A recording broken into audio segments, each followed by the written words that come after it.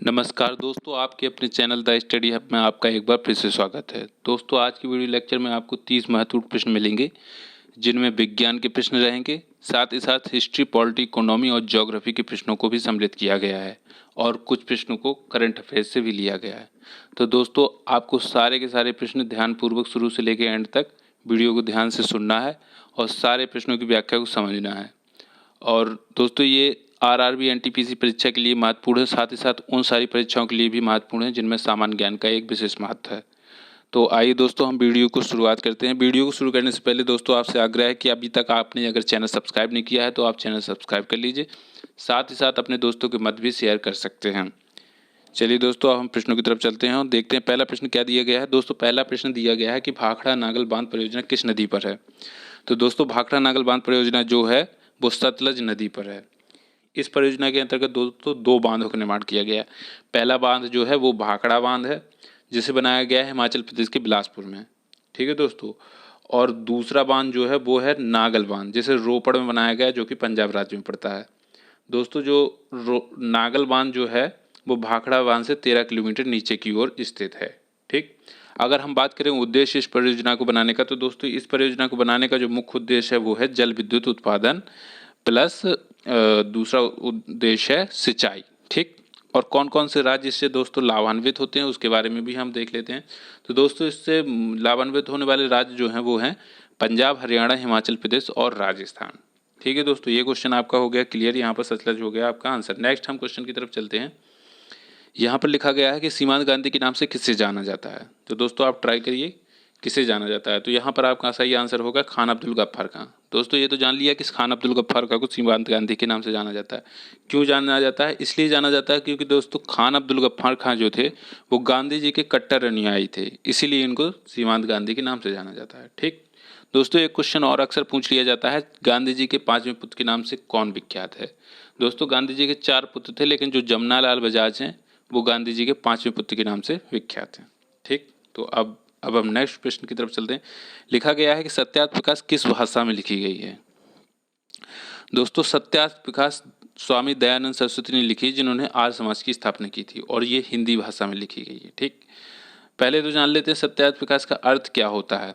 तो सत्यार्थ प्रकाश का अर्थ होता है सत्य प्लस अर्थ प्लस प्रकाश, अर्थात सही अर्थ पर प्रकाश डालने वाला। इसको लिखने का उद्देश्य क्या था दोस्तों? ये लिखी गई थी 1875 में, जिस समय आर्य समाज की हुई थी स्थापना। ठीक।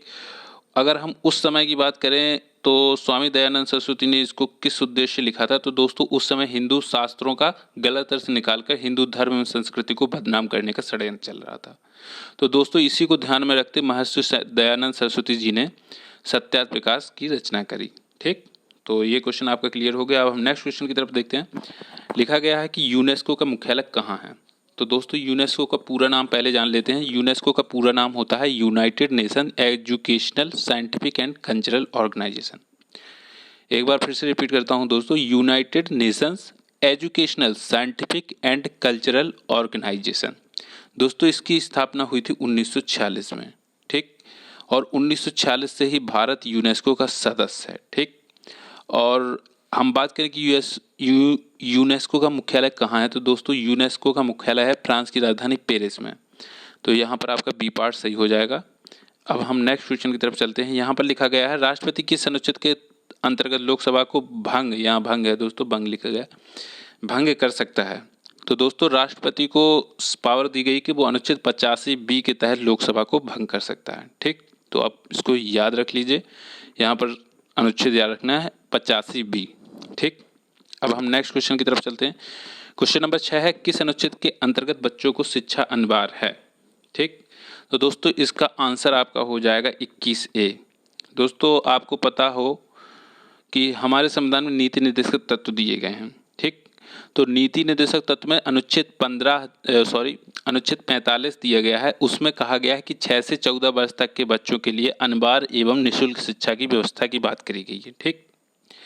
लेकिन दोस्तों, हमारा जो 86वां संविधान संशोधन हुआ, 86वें संविधान संशोधन के अंतर्गत दोस्तों क्या किया गया, संशोधन के द्वारा 21A में, अनुच्छेद 21A में प्राथमिक शिक्षा को सब नागरिकों का मूल अधिकार बना दिया गया। ठीक, क्योंकि मूल अधिकार आपको पता हो अनुच्छेद 12 से लेके 35 तक मूल अधिकारों की बात करी गई है। ठीक, तो अनुच्छेद 21 में इसको प्राथमिक शिक्षा को सब नागरिकों के लिए मूलाधिकार बना दिया गया। और कब से प्रभावी हो गया दोस्तों? ये 1 अप्रैल 2010 से जम्मू और कश्मीर को छोड़कर संपूर्ण भारतवर्ष में यह नियम लागू हो गया। ठीक, संविधान संशोधन 86 में था और लागू हुआ 1 अप्रैल 2010 से।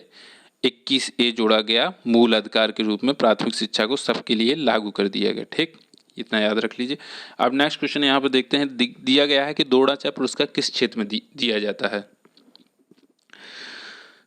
तो दोस्तों द्रोणाचार्य पुरस्कार जो दिया जाता है वो खेल प्रशिक्षण के लिए दिया जाता है। जो अच्छे कोच होते हैं, जाने माने प्रशिक्षक होते हैं, उनको दिया जाता है जिन्होंने सफलतापूर्वक खिलाड़ियों या टीमों को प्रशिक्षित किया है, जिनकी वजह से उन्होंने अंतर्राष्ट्रीय प्रतिस्पर्धाओं में सफलता हासिल करी हो।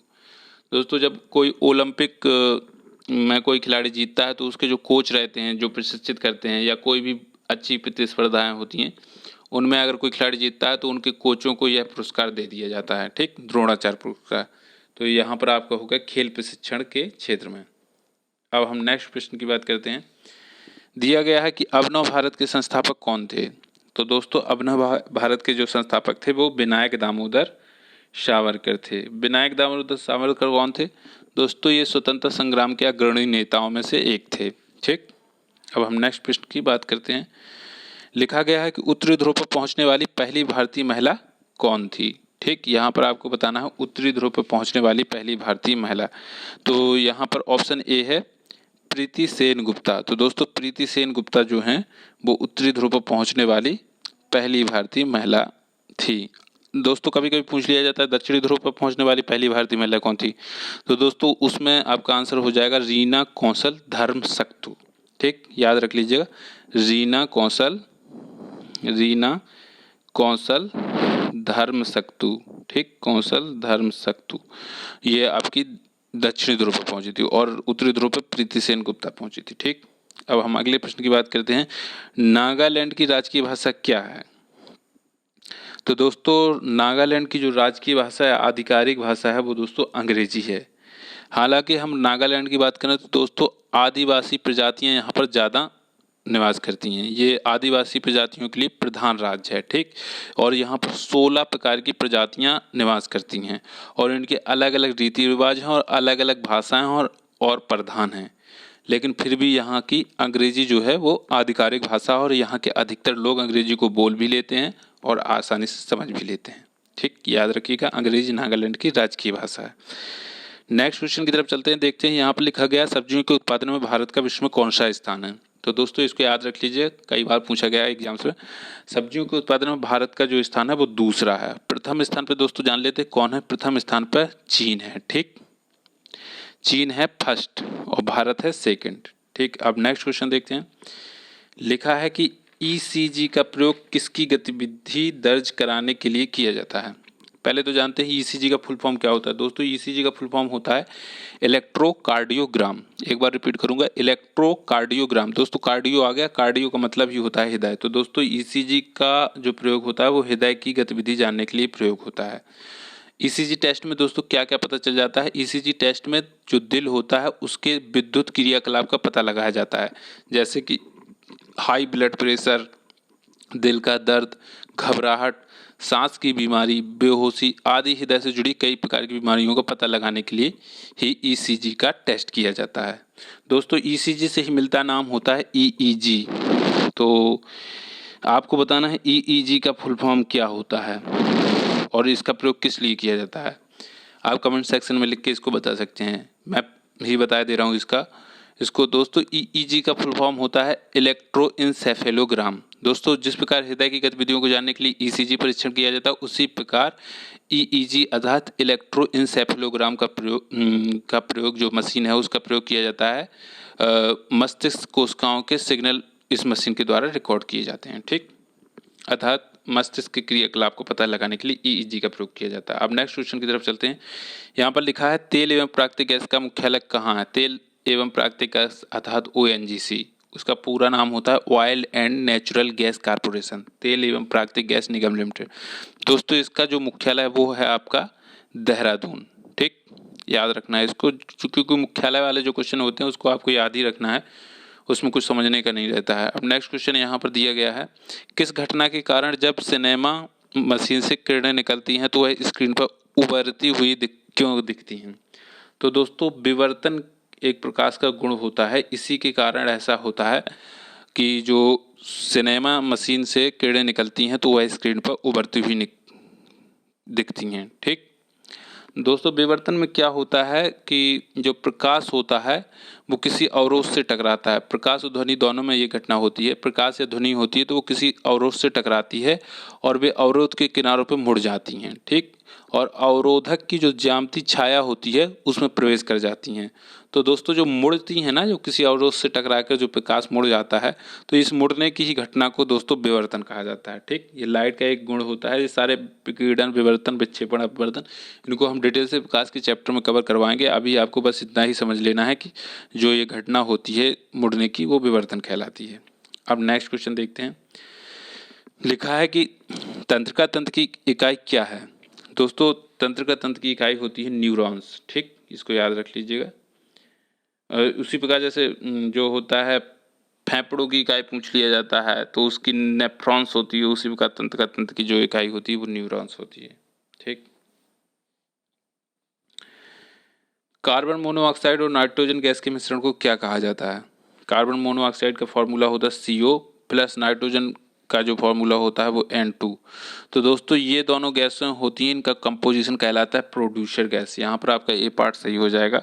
कभी कभी पूछ लिया जाता है कि वाटर गैस का फॉर्मूला क्या होता है, तो वाटर गैस का जो फॉर्मूला होता है वो CO होता है। चूँकि वाटर आ रहा है ना तो यहाँ पर H2 रहता है। ठीक, ये आपका होता है वाटर गैस का फॉर्मूला। और दोस्तों कभी कभी आपसे पूछ लिया जाता है कि कोल गैस का फॉर्मूला क्या होता है। तो कोल गैस दोस्तों 3-4 प्रकार की गैसों का कॉम्बिनेशन होता है। तो वो कौन कौन से होता है? उसमें हाइड्रोजन रहती है, प्लस उसमें मीथेन रहती है, CH4 रहती है, और प्लस उसमें कार्बन मोनोऑक्साइड रहती है, और प्लस उसमें कार्बन डाइऑक्साइड CO2 रहती है, और कुछ हाइड्रोकार्बन्स भी इसमें रहते हैं। ठीक, इतना भर याद रखिए, अगर पूछा जाएगा तो ये 4 ही गैसों के कॉम्बिनेशन के रूप में आपको आंसर मिल जाएगा। अब नेक्स्ट क्वेश्चन देखते हैं। यहाँ लिखा है निम्नलिखित में से कोयले के किस प्रकार को भूरे कोयले के नाम से भी जाना जाता है? ठीक दोस्तों, पहले तो ये 4 प्रकार के जो ऑप्शन में दिए गए हैं, 4 प्रकार के कोयला होते हैं, एंथ्रासाइट, बिटुमिनस, लिग्नाइट और पीट। इनको 4 भागों में वर्गीकरण क्यों किया गया है? इसलिए किया गया है क्योंकि चारों प्रकार के जो कोयले दिए गए हैं उनमें कार्बन की मात्रा अलग अलग पाई जाती है। कोयले की मात्रा का जो परसेंटेज होता है अलग अलग होता है, जिसमें जितना ज़्यादा कार्बन की मात्रा होती है दोस्तों वो उतने ही अच्छे प्रकार का कोयला होता है। अगर हम बात करते हैं एंथ्रासाइड, तो दोस्तों एंथ्रासाइड यहाँ पर सबसे अच्छे प्रकार का कोयला होता है, और दूसरे सेकंड नंबर प्रकार का कोयला होता है वो बिटुमिनस, और लिग्नाइट थर्ड नंबर का, और पीट चौथे नंबर का।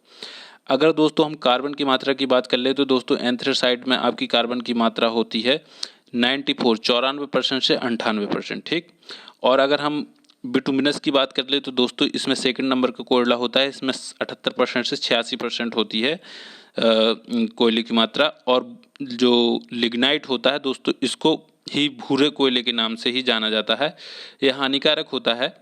और दोस्तों इसमें अगर हम कार्बन की मात्रा की बात करें तो इसमें 28% से 30% तक इसमें कार्बन की मात्रा होती है। ठीक, 28 से 30%। और पीट में कार्बन की मात्रा होती है 27% के नीचे। इस सबसे घटिया किस्म का कोयला होता है पीट, ये बहुत ही हानिकारक होता है मानव स्वास्थ्य के लिए। और सबसे अच्छे प्रकार का जो कोयला होता है, क्योंकि इसमें जो एंथ्रासाइट है वो सबसे अच्छे प्रकार का कोयला होता है, इसमें 94% से 98% तक का कोयले की मात्रा रहती है। और दोस्तों यहाँ पर आपका आंसर तो लिग्नाइट हो गया। और ये याद करने का तरीका कैसे होता है, कभी कभी पूछ लिया जाता है कार्बन की मात्रा के आधार पर कोयले के चारों प्रकारों को घटते क्रम में सजाइए। तो दोस्तों याद करने का तरीका होता है आगे बढ़ो लड्डू पाओ। ठीक, याद रखिए, आगे बढ़ो और लड्डू पाओ, लड्डू पाओ। तो दोस्तों आप देख रहे होंगे, आज से हो गया एंथ्रासाइट यानी सबसे उत्तम किस्म का कोयला, बाद से हो गया बिटुमिनस यानी सेकंड प्रकार का कोयला, दूसरे दर्जे का कोयला, लड्डू से होगा लिग्नाइट, इसे भूरा कोयला भी कहते हैं, याद रखिए, पूछ लिया जाता है। ये तीसरे प्रकार का कोयला हो गया। और ये सबसे पिछले दर्जे का कोयला होता है पीट होता है। ये होता है दोस्तों कोयले के निष्कर्षण से पूर्व की अवस्था, जो कोयला बिल्कुल परिपक्व नहीं होता उससे भी पूर्व अवस्था का कोयला होता है पीट, एकदम घटिया कोयला। ठीक, तो आगे बढ़ो लड्डू पाव से, आप इसको याद रख लीजिए। अब हम नेक्स्ट क्वेश्चन की तरफ चलते हैं। यहाँ पर लिखा गया है कि कौन सी ग्रंथि हड्डियों और मांसपेशियों के विकास को नियंत्रित करती है। दोस्तों पिट्यूटरी ग्रंथि जो होती है, इसको प्यूस ग्रंथि या मास्टर ग्रंथि भी के नाम से भी जानते हैं हम लोग। तो दोस्तों यही ग्रंथि होती है, ये हार्मोन स्रावित करती है कई प्रकार के। तो ये ग्रंथि हड्डियों और मांसपेशियों के विकास को नियंत्रित करती है। अब नेक्स्ट क्वेश्चन देखते हैं। यहाँ पर लिखा गया है कि कौन सी ग्रंथि आपात ग्रंथि भी कहलाती है। दोस्तों अधिवृक्क ग्रंथि जो होती है वो आपात ग्रंथि के नाम से जानी जाती है। ठीक, नेक्स्ट क्वेश्चन देखते हैं। यहाँ पर लिखा है लहसुन में विशिष्ट गंध का कारण किस यौगिक की उपस्थिति से होता है। तो दोस्तों जो लहसुन में गंध आती है ना, वो सल्फर के कारण होती है। तो यहाँ पर आपका आंसर हो जाएगा सल्फर। यहाँ पर अगला क्वेश्चन है कि सिगरेट के लाइटर में कौन सी गैस निकलती है। तो दोस्तों सिगरेट के लाइटर में जलाने के लिए जो गैस प्रयुक्त की जाती है वो होती है आपकी ब्यूटेन। ठीक, तो यहाँ पर आप याद रख दीजिए। अगर हम बात करें दोस्तों एलपीजी होता है, एलपीजी लिक्विड पेट्रोलियम गैस, जो जिससे अपन लोगों के घर में खाना बनता है, उसमें कौन सी गैस प्रयुक्त की जाती है। तो दोस्तों इसमें जो गैस होती है वो मतलब ये एलपीजी लिक्विड पेट्रोलियम गैस होती है, किस उनका मिश्रण होती है, किन हाइड्रोकार्बन का। तो दोस्तों ये प्रोपेन और ब्यूटेन का मिश्रण होती है। और सीएनजी के बारे में भी जानकारी लिख लीजिए। सीएनजी का फुल फॉर्म होता है कंप्रेस्ड नेचुरल गैस। ठीक है, तो दोस्तों सीएनजी में होता है मैथेन और एथेन, दोनों गैसों का मिश्रण होता है। ठीक, दोनों हाइड्रोकार्बन मैथेन और एथेन का कॉम्बिनेशन होता है सीएनजी। और एलपीजी में ब्यूटेन और प्रोपेन का मिश्रण होता है। ठीक, अब नेक्स्ट क्वेश्चन देखते हैं। लिखा गया है कि कैंसर रोग के उपचार के लिए उपयोग की जाने वाली विकिरण चिकित्सा में निम्न में से किसका प्रयोग किया जाता है। दोस्तों जो कैंसर रोग के लिए प्रयोग की जाती है उसे कोबाल्ट 60 चिकित्सा भी बोलते हैं। जो विकिरण चिकित्सा होती है इसमें गामा किरणों की रेज डाली जाती हैं और उससे कैंसर को सही किया जाता है, तो उसे कोबाल्ट 60 चिकित्सा के नाम से भी जाना जाता है। ठीक, नेक्स्ट क्वेश्चन है मानव शरीर का कौन सा अंग तरल पदार्थ पित्त का उत्सर्जन करता है। दोस्तों पित्त के उत्सर्जन को करने का जो अंग होता है वो आपका होता है यकृत, जो मानव शरीर की सबसे बड़ी ग्रंथि होती है। याद रखिएगा यकृत जो होता है वो पित्तरस का उत्सर्जन करता है, यहीं से बनता है। और हाँ, जो अधिक मात्रा में बन जाता है वो पित्ताशय में जाके जमा हो जाता है। ठीक, कभी कभी पित्ताशय में जो होता है पथरी पड़ जाती है, तो पित्ताशय को काट के अलग कर दिया जाता है। फिर जो पित्तरस होता है यकृत से सीधे निकल के सीधे चला जाता है आमाशय में, वहीं पर वो अपना कार्य करता है। ठीक, नेक्स्ट क्वेश्चन देखते हैं। मस्तिष्क और मेरुदंड किस झिल्ली से जुड़े रहते हैं। दोस्तों इसमें आपको याद रखना है जो झिल्ली होती है मस्तिष्क को मेरुदंड से जोड़ने वाली झिल्ली होती है उसे मैनिंग्स कहते हैं। ठीक, अब नेक्स्ट क्वेश्चन देखते हैं। यहाँ पर दोस्तों लिखा गया है द्रव तापमापी की अपेक्षा गैस तापमापी अधिक संवेदी होता है क्योंकि गैस द्रव की अपेक्षा अधिक प्रसार करती है। दोस्तों इसमें यही आपका आंसर हो जाएगा, क्योंकि जो प्रसरण होता है ना, प्रसार होता है गैसों में द्रवों की अपेक्षा ज़्यादा होता है, इसीलिए जो गैस तापमापी होता है वो ज़्यादा संवेदनशील होता है।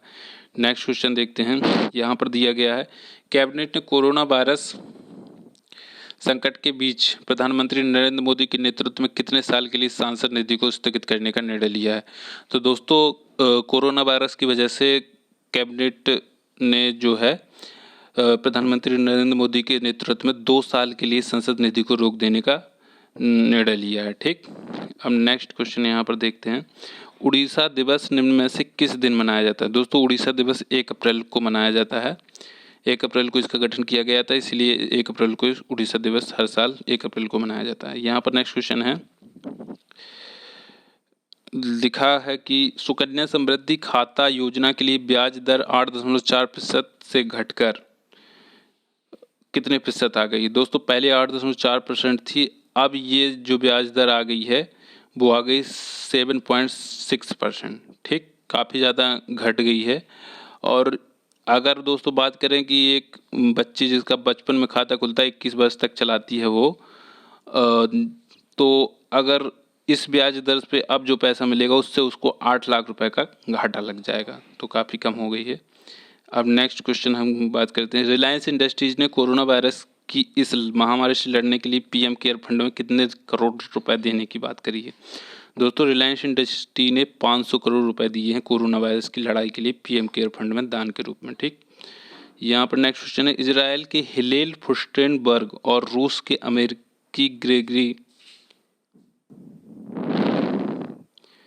दोस्तों यहाँ पर आपको याद, इजराइल के हेलेन फुस्टेनबर्ग और जो दूसरे साइंटिस्ट हैं वो हैं ग्रेगरी मार्गुलिस को वर्ष 2020 के लिए किस प्रतिष्ठित पुरस्कार का विजेता चुना गया है। ठीक, तो यहाँ पर दोस्तों जो एबेल पुरस्कार दिया जाता है मैथमेटिक्स के क्षेत्र में, ये आपने ये नाम याद रख लीजिए, हेलेन फुस्टेनबर्ग और मार्गुलिस, ग्रेगरी मार्गुलिस को वर्ष 2020 का जो एबेल पुरस्कार गणित के क्षेत्र में दिया जाता है उससे इनको सम्मानित किया गया है। ठीक, तो दोस्तों ये आपके 30 महत्वपूर्ण प्रश्न थे। आपने देखा होगा कि सारे के सारे प्रश्न जो थे बहुत ही महत्वपूर्ण थे एग्जाम की दृष्टि से, आपने सॉल्व भी किए होंगे। आप कितने प्रश्न सॉल्व कर पाए कमेंट सेक्शन में जरूर लिख के बताइएगा। दोस्तों आज की वीडियो लेक्चर में इतना ही था। अभी तक आपने चैनल सब्सक्राइब नहीं किया, सब्सक्राइब कर लीजिए और अपने दोस्तों को मत दोस्तों जरूर शेयर कर दीजिएगा। वीडियो देखने के लिए आपका बहुत बहुत धन्यवाद। दोस्तों नेक्स्ट वीडियो लेक्चर में और अच्छे प्रश्नों के साथ और नए नए कंटेंट के साथ फिर से हम आएंगे। तब तक के लिए दोस्तों जय हिंद, जय भारत।